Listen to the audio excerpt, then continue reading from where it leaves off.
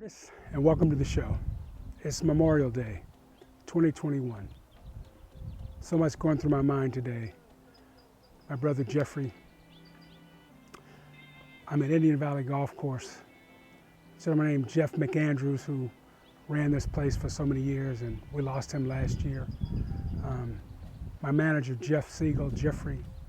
Seems like all the Jeffreys I know have had a positive impact on my life. And I figured it was only right to stand under this flag today and pledge my allegiance. I pledge allegiance to the flag of the United States of America and to the republic for which it stands, one nation, under God, indivisible, with liberty and justice for all.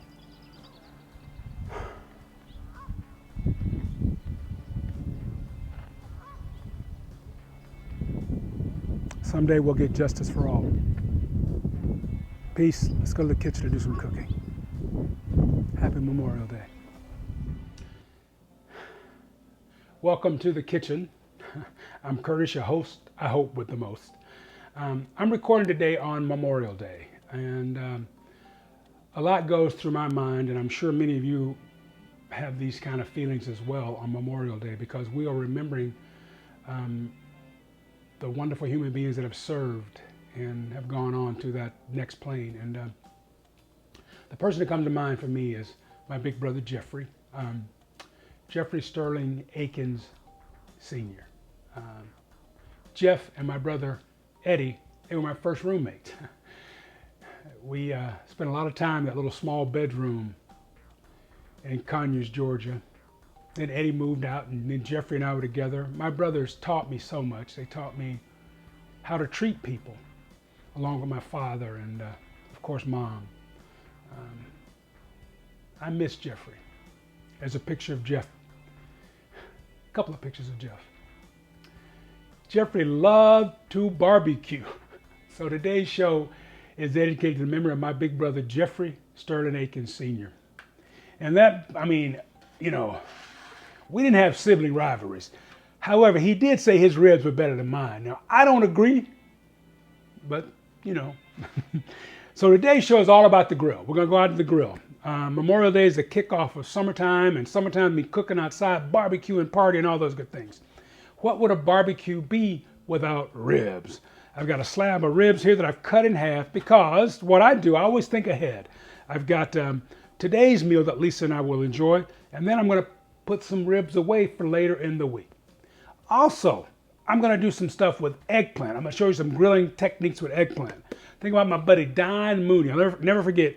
Years ago, Don, Jennifer, and the kids were out here visiting. They were staying up in Sonoma County on the coast near Jenner. The boys and I went up, and Don, right? Now Don took the eggplant and sliced it. Well, I'll show you later on, okay? Also, I've got some different squashes. We're going to do some grilled squash. This in the market is labeled Mexican gray squash, right? We just called it variegated squash. Oh, another good thing about variegation. Nowadays, this beautiful eggplant is being marketed as a couple of names. One is fairy tale. I don't know where that comes from. The other is graffiti because of the colors. We just always called it variegated. When Mr. Smith taught me about the different types of squash at Green Brothers Nursery down in Georgia, Conyers, Georgia. Yeah, Curtis, that's the variegated. That's an old variety. This right here is a Thai green eggplant. Gorgeous, gorgeous. So much you can do with that. Now, this is just that regular globe eggplant. Now, there's a trick to knowing the male and female. Either the male has that circle, or it's a slit, or vice versa. One of them has more seeds than the other. But you know, I'm at that point in my life where, hey, don't remember things like I did last week. I'm just kidding. Now, here's an interesting squash here. They're marketing this as an 8-ball squash. Don't know if I like that name at all, you know, because it brings up too many memories from the 80s, right? Shh, don't tell anyone. It's a round squash. And what I'm going to do is slice it. Lisa's laughing like crazy right there. Y'all, hey, I remember the 80s. Whew. That's a book and a story for other times, right? Now, I want to show you another squash too. This is called the meleton.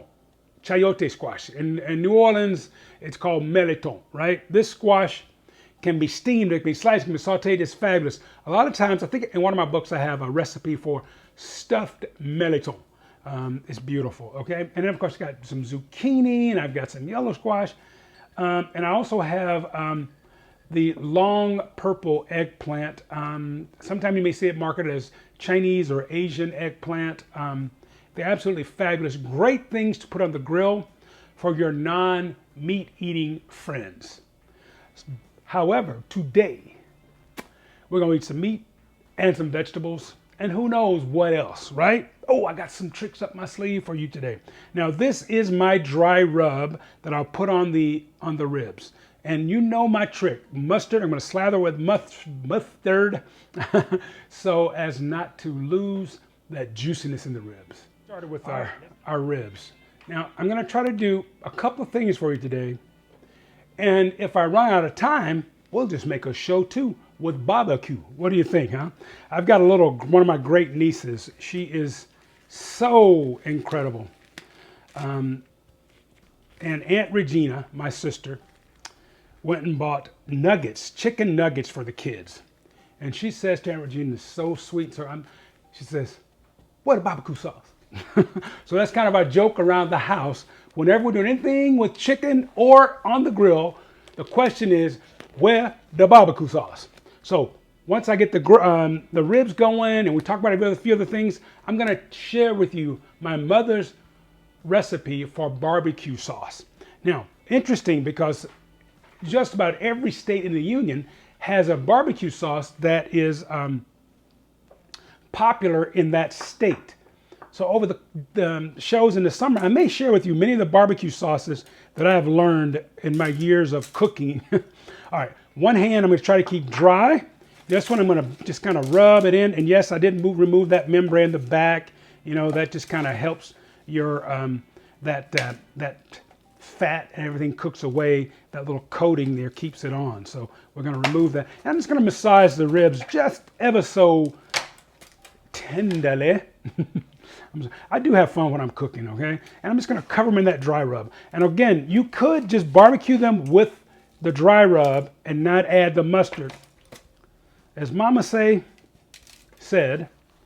you know, we want the best flavor we can for those we love. So I'm gonna add that mustard just to seal all those juices in and keep these ribs nice and juicy. And I'm gonna also show you my trick. I'm gonna leave one of these slabs of rib. Now Lisa loves barbecue sauce, so of course, you know, I like to make barbecue sauce for her. Is that right, baby? Did I get that right? Okay, good. She's over there working today. It's you know, she works every day. Are you working or are you entering the contest for the house? Both. There's this what's the name of this place that does the house contest, baby? I don't want to tell people. Oh, that's right. She doesn't want to share that because you will enter the contest and may win her dream home. You mean this is not your dream home, baby? Ah, I thought wherever I was your dream home. My dream home is wherever you are. Oh, happy Memorial Day. So Lisa has been watching all those shows, those great shows. Which was your favorite, baby? And do not say that show with Steve Harvey. Oh, the one on PBS where they do the annual Memorial Day concert from DC. Okay, okay, good, cool. All right, that was the one with Gary Sinise, Colin Powell, and right. Gladys Knight. Now, take your time. You see what I'm doing? I'm just marinating this mustard in, getting that dry rub in there. And we kept this hand clean so that we can touch other things, okay? And I do have another glove so I can discard this one and use this hand to carry the meat out to the grill. All these little safety things because we do not want to cross-contaminate in our kitchen. I almost misspoke that word. This is looking good. Our grill is outside heating up. And I do like to cook my my meat when I'm using gas grills, indirect heat. Okay, so I'll show you that when we get out to the grill. If I'm using charcoal, I'll just put it right over the heat. I'll make a well in the middle and so that the fats can drop down in between there. Okay, these babies look good. Woo-wee! Let's go to the grill. Thinking about you right now, Jeffrey. Love you, brother. The grill's looking nice there. Got it nice and hot. And now I like to cook my my ribs on indirect heat. So either the top rack or the bottom rack. These two burners are going on the left side, okay? So I'm gonna place my ribs. Aren't those beautiful? Oh, you hear that sizzle? Oh yeah. I'm just gonna let these cook for about 45 minutes to an hour on this side. I got the bone side down. Let's close up our grill. I'll make sure though, I don't want any part of my rib on the heat, over the flame I should say. Again, this is gonna be indirect heat. Pardon me as I turn my best side to you. If it ain't fun, don't do it. So have fun in your kitchen, okay? Peace, spread love. Let's go make a barbecue sauce. Then we'll prep the vegetables for our grill as well. Back to my prep area. And again, I do this shot so that I can see you and you can also see my hands working. I want to get another stew so I can lower myself just a little bit so it's a better shot there. Sometimes I have to remind myself to Curtis, slow down. There's so much I love to share with you, and I keep thinking, wait, if I don't do it today, I can do it for the next show. What I'd like to do today, we got the ribs going, of course. They went on the grill at 142, so we'll check in about 45 minutes, all right? Now remember, when it comes to cooking pork, you want to ensure that it's fully cooked, okay? 160, it's done. Now you can go a little more than that. You don't want it to dry out though. You can be a little bit under that. However, at 160, we know anything that's not so great is burnt up, is cooked up. Now, another thing I'd like to do today is we're gonna grill the eggplant and the other vegetables. I've got the gray squash as well as that 8-ball squash. We're gonna start with the variegated or the what's it called again? They call it fairy tale, right? Now that is a beautiful, look at that beautiful white flesh of that eggplant. And I want it to be a little uniform, so I'm gonna cut the two ends off. And then I'm going to slice what I call my eggplant steaks. And I want them thick enough to where they won't fall apart on the grill. Okay, so we'll cut them, look at that, that's about a 1/4 inch or so, right? That's a gorgeous eggplant steak. You like that eggplant steak? I remember back in my non-meat eating days, I would show up at a barbecue and I would take the eggplant steaks like this and everybody wanted my eggplant. That's a large piece right there. Now we can slice that in half. Now I want you to be very careful. You know, I am a professional, okay? So I'm gonna go right through the middle. And of course we could cut this on our mandolin. And look at, there we go. What I want to do is lay these in my pan here. And I'm just using an aluminum foil, aluminum pan. And you can use anything, a glass or whatever, Pyrex dish, whatever you want to use. Now, I want you to be liberal with the olive oil, okay? Because remember, there's no fat in the eggplant, right? And we need a little fat because that's where the flavor's at, right? Just be really liberal. I'll never forget when Don was making these and I said, wow, that's a lot of olive oil. He goes, yeah, but watch and see what happens. Now I'm going to, again, turn them over and just really coat them with the olive oil. And I'm gonna let this marinate for about, or let it sit in the oil for maybe 2 hours, you know, while we're cooking the ribs. What I'm gonna do is when the ribs come off, we'll cook the veggies because they won't take nearly as long. The same thing, I've got the squash like so. I'll just make it a little more uniform. I'll cut off the ends there.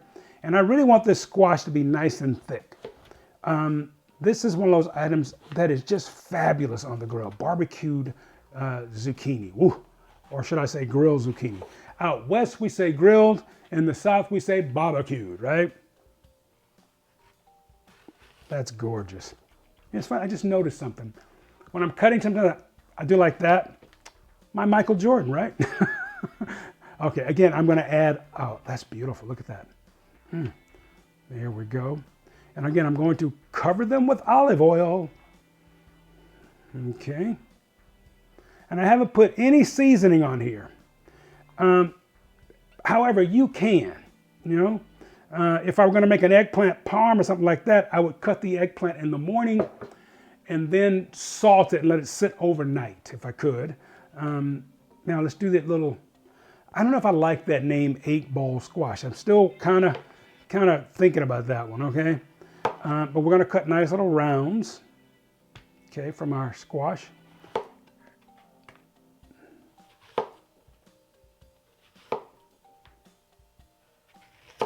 Beautiful right there, okay?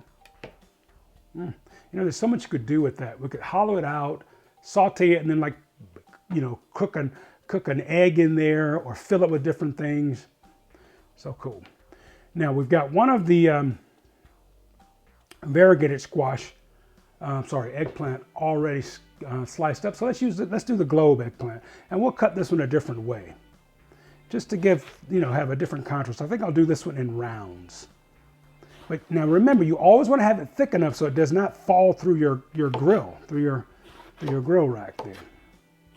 Just going to cut that one in rounds. Look at that gorgeous, nice eggplant. When shopping for eggplants, check those ends. Make sure that that it hasn't dried out or turned in too dark of color. That's a good sign that the eggplant is not fresh. If it's nice and green, it's very fresh. Also, squeeze the eggplant. It should be firm and heavy for its size. Again, we talk about heavy for its size.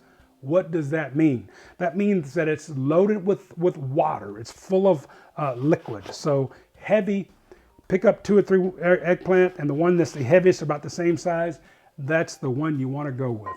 Now, I'm going to add my last bunch of eggplants. What I'll do is cover this and just let it sit in the fridge until I'm ready to rock, okay? What I mean by rock is take it to the grill. All right. Again, more olive oil. Take your time. Remember, olive oil, that's a good fat. It's a non-saturated fat, so it flows through the body. Saturated fats, those are the ones that clog arteries, okay? Again, I'm no doctor. Always check the information you hear, whether it's from me or any other chef on television. Always check with your nutritionist, your doctor, your dietitian. You know, I know a lot about fresh foods and vegetables. Well, more than the most, I should say. I'll say. However, I still don't know some of the particulars that a nutritionist knows, or a dietitian, or a registered diabetes educator. You know, and definitely not as much as a doctor. Although I play one on television, because I got a good night's sleep at that hotel they do on the television ad, right? And I'm just turning these over. Again, this hand has no oil on it. This one does. This is the hand that I use to cut the items with. So I'm going to keep it up on my cutting board. And once we stop the tape, I will wash my hands really well. Coming up, I'm going to make Mama's barbecue sauce. I'm also going to share with you something else I want to make today, if we have time. We're going to make I'm going to do a grilled eggplant parm. Don't go away. Add a little of that dry rub I had. We're going to sprinkle that on there. All right. Just a little flavor there, because I'm not going to use this rub the rest of the day. Hope you're enjoyed your Memorial Day. I'm loving mine. Although it is 93 degrees out, ooh, and our AC is on the fritz. However, I'm outside cooking, so I'm loving it. As much as we did around here.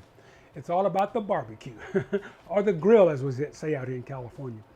I've got the ingredients laid out for the barbecue sauce, as well as an easy pomodoro tomato sauce. Okay, I'm not going to call it marinara because it's a quick, easy pomodoro sauce. So let's start. Now, the recipe, this is Mama's barbecue sauce. Comes from this book, Curtis G. Aikens, Cooking is a Family Affair. 3 generations of cooking. Mama, me, and Joy, my niece, Chef Joy Aikens. So that's 3 generations of Aikens, and we'll share some great recipes. And the foreword is written by dietitian Stacy Antine out of New York. And the reason I mention this is because this book, whenever I did a charity event and they needed a book, we would donate this book, and all the money went to charity. The Literacy Volunteers of America, the Marin Free Library, where I learned to read. We have to give back is my thought there. So here's the recipe for Mama's barbecue sauce. I don't have my glasses, so I'm going to have to just look at the ingredients and tell you what they are. The base is ketchup and mustard. Now, Mom likes spicy mustard. Me, I just use yellow mustard, okay? A little bit of sugar, about 2 tablespoons of sugar. So there's about a cup of ketchup, quarter cup or so of mustard. Vinegar, her recipe calls for apple cider. I love rice wine. You can also use balsamic or just regular white vinegar. They're all fabulous. A lemon, the juice from about half a lemon. This is a Meyer lemon I got from my neighbor. Now, Mama would always dice an onion, and she'd use really fine chopped onion. Over the years, I've started to just use onion powder or dried onion because the barbecue sauce is a little smoother, and it seems to store better that way. And then some water. I usually put water in so I can really allow it to reduce. And then that super ingredient that always goes well with anything you're barbecuing, Worcestershire sauce. To quote my buddy Jesse Zapullo, the Pro Bowl center for the 49ers back in the day, W sauce. All right? Now, you've seen all the ingredients, so let's go to the stovetop and I'll whip them up real quickly for you. And then we'll go back to that grill and get those ribs ready to eat. Yeah. I got barbecue sauce. Got the ketchup in there already. Gonna go ahead and squeeze my lemon juice in.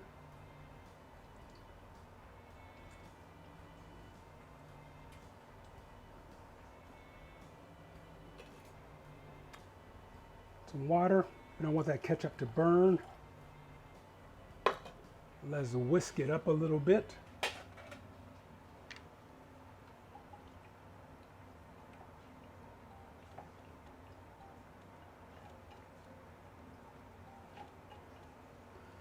Let's add that brown sugar.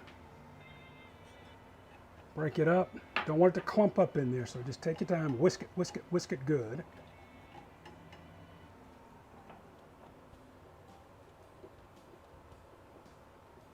Worcestershire sauce was coming next.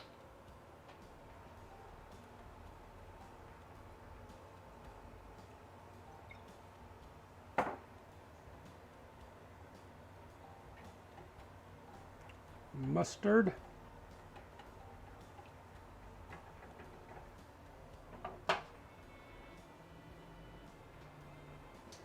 Last but definitely not least will be our onion powder.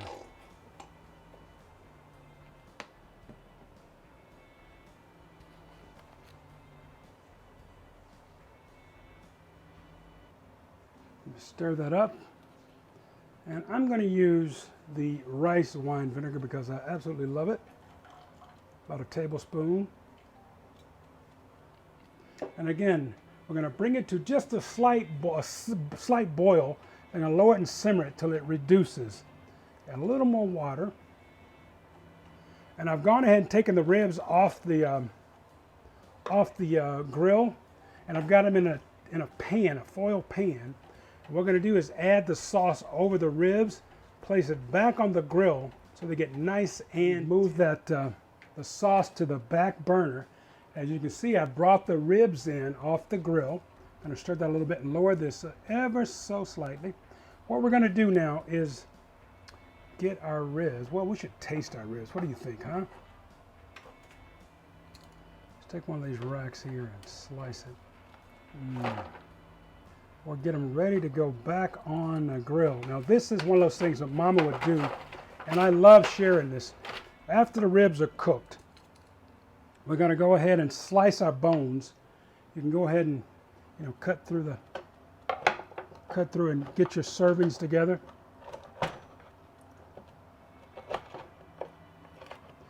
Go ahead and slice all the ribs off. Look at that. Oh yeah, might as well taste a little bit while we got it here, huh? Isn't that gorgeous? Ooh, still hot. That's fabulous without sauce, right? What I like to do,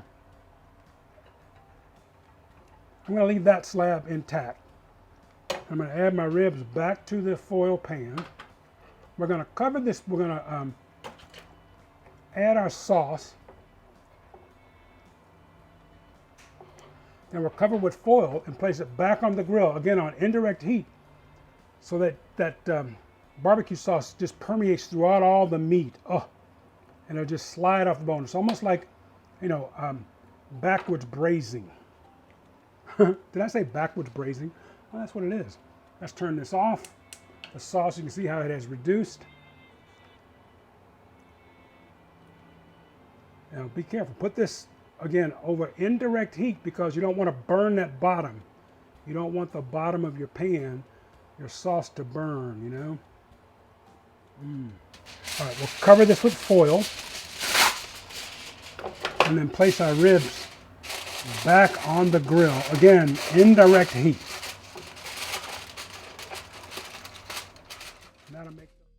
Enjoy pictures of my big brother. That's the day he became a minister, Jeffrey S. Aikens, and Mom.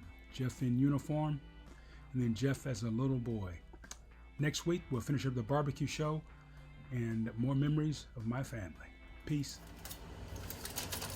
Now let's take a look at these ribs after they've had a chance to just steam a bit in that barbecue sauce. Absolutely beautiful, nice, juicy, and tender.